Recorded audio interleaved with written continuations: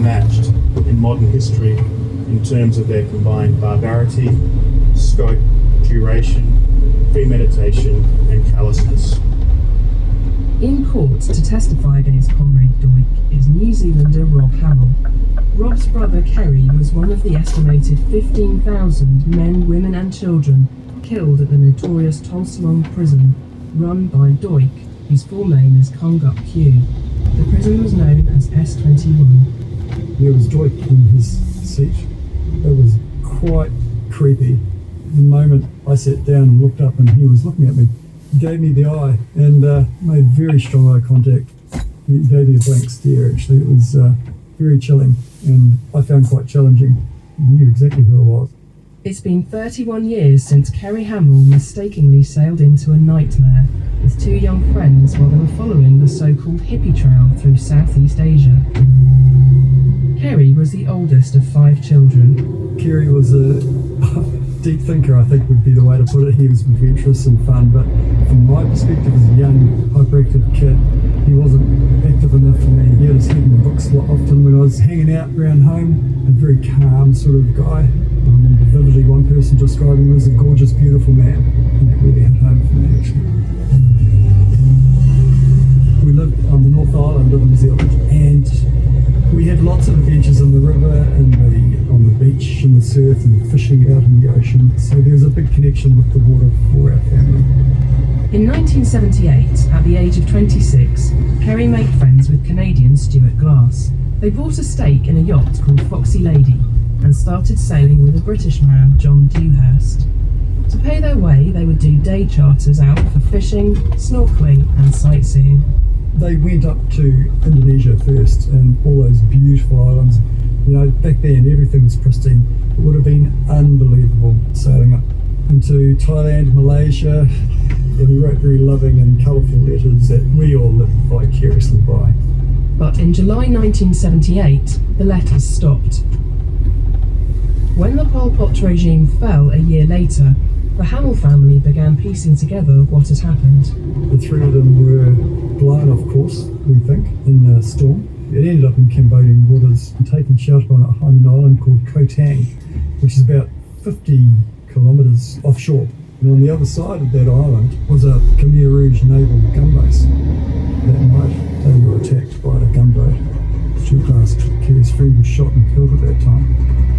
Bullets hitting a wooden mast and vibrating down the boat into the galley where John Dewhurst was at that time. He would have been totally bewildered at first and then in utter fear and terror the next.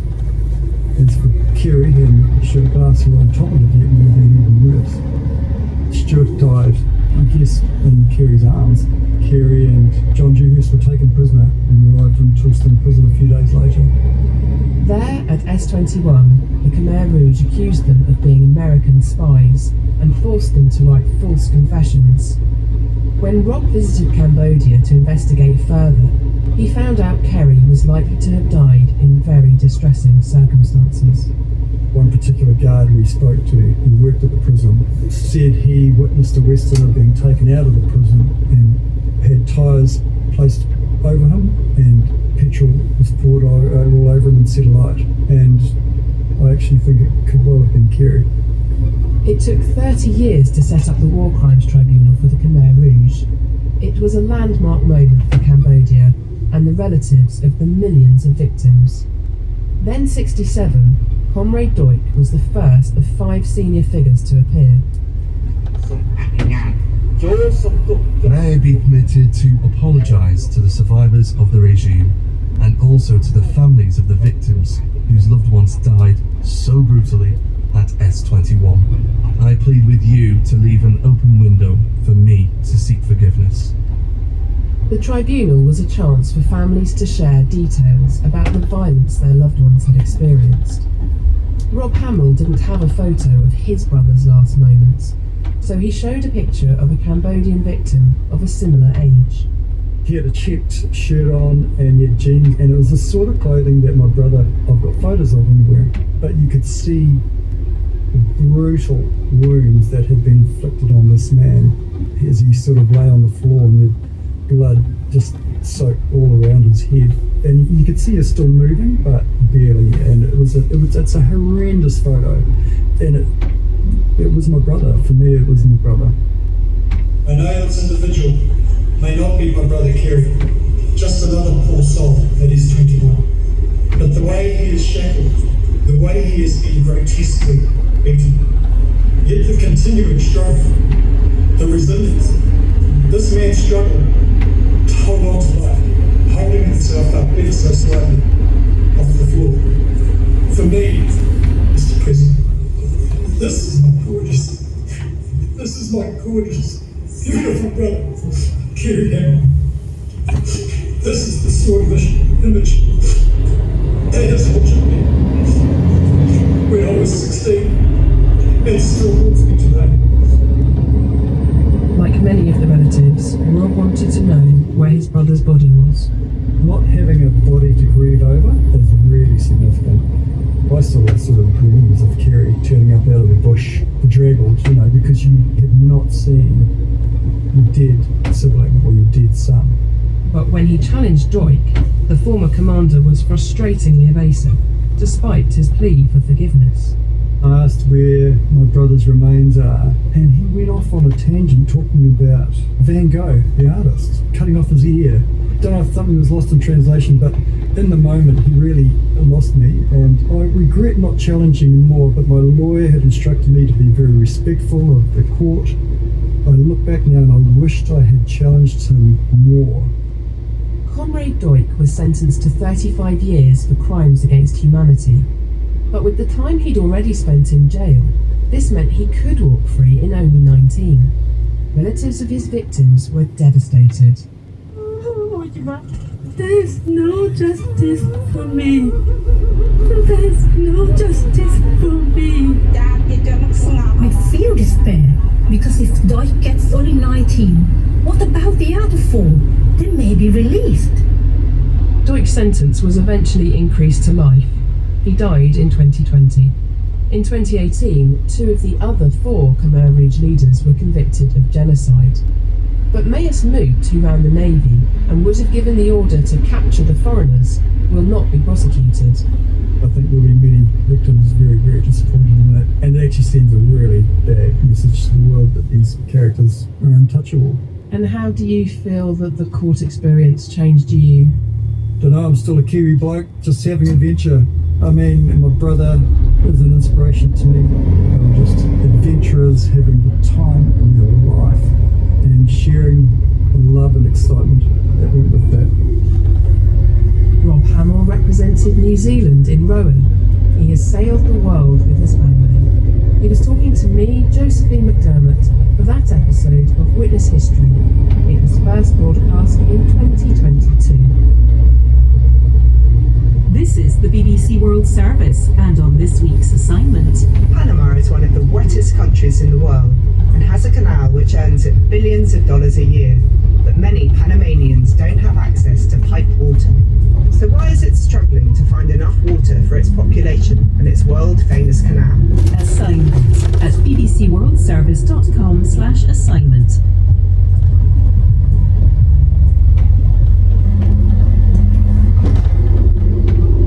At bbcworldservice.com, Worlds of Secrets. At 20, Sophia goes from shop floor to executive suite at a top London department store, but her new role brings unexpected consequences. Join me, Shaima Khalil, and Cassie Cornish-Trestrill as we investigate Al-Fayed, predator at Harrods. This is the BBC World Service, the world's radio station.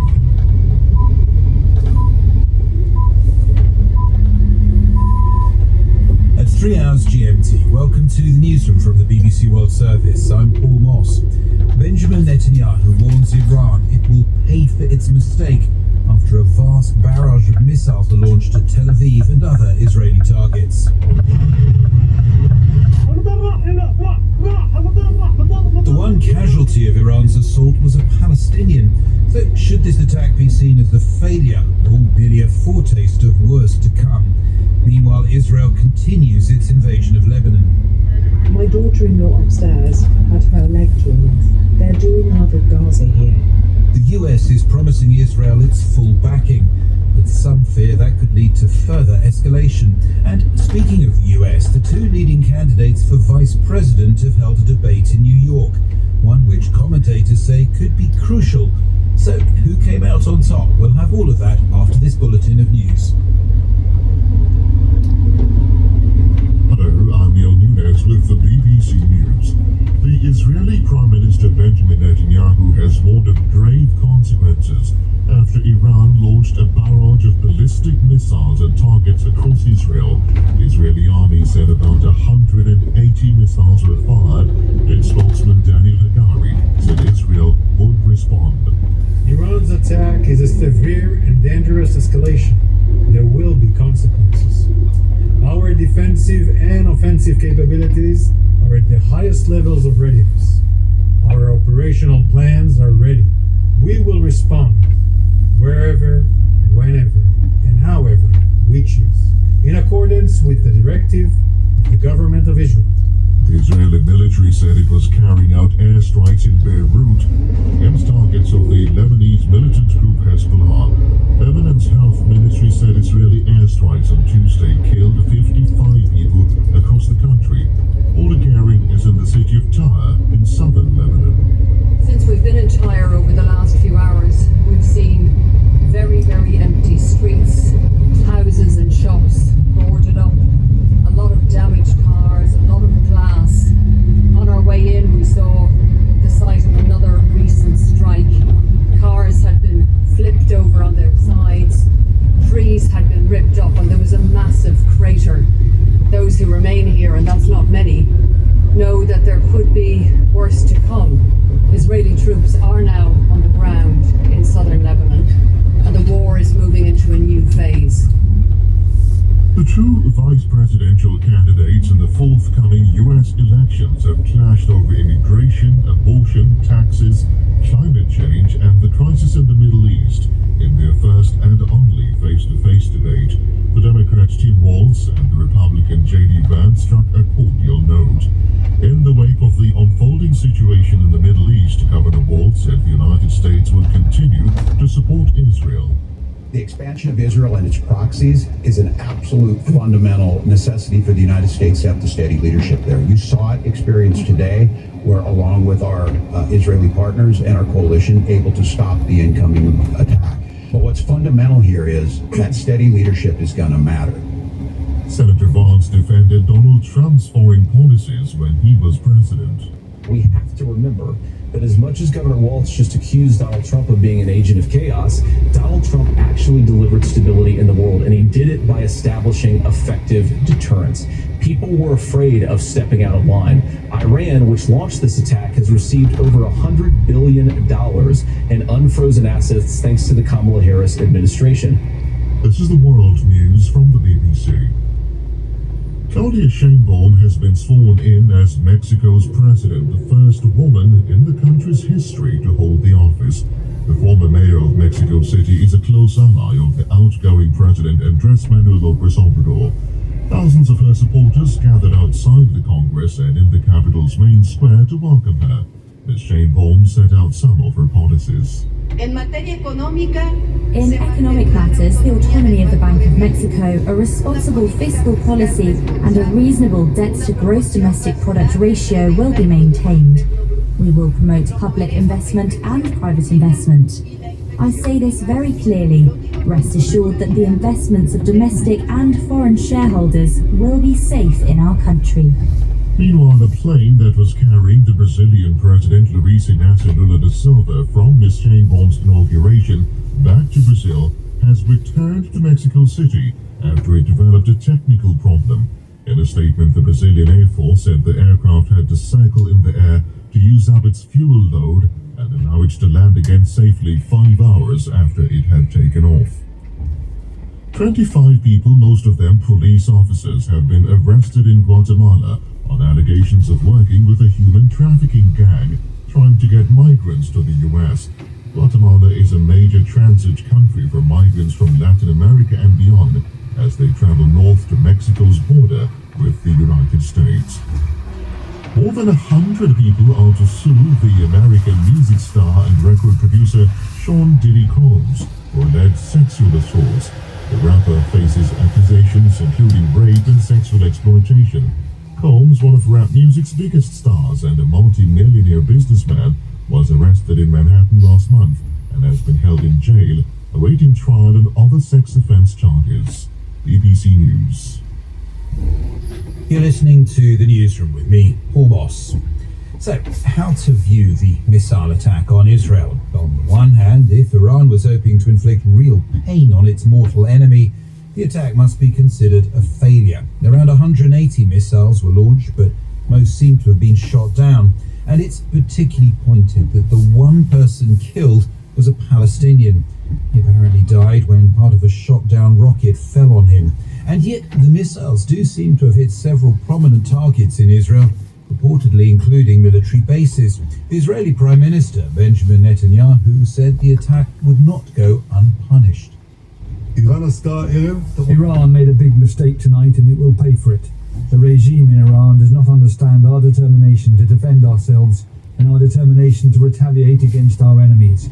We will stand by the rule we established. Whoever attacks us, we will attack them. For now, though, it's Israel that's found itself in the firing line, as our correspondent John Donison reports from Jerusalem.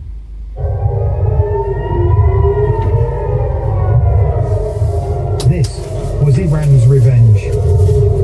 Almost 200 ballistic missiles raining in across the country.